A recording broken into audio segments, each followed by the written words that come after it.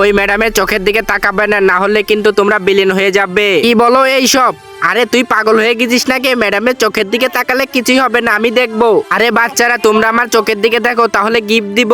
যতই লোভ দেখাক, তোমরাও চোখের দিকে তাকাবে না, না হলে তোমরা বরফ হয়ে যাবে। আরে আয়ান, তুই কি পাগল হয়ে গেছিস নাকি? ম্যাডাম তো গিফট দিবে। ম্যাডাম আমাকে দাও, এখনই দেব তোমার গিফট। আরে ম্যাডাম, তোমরা এটা কি করলে? ওকে কি বানাইলে?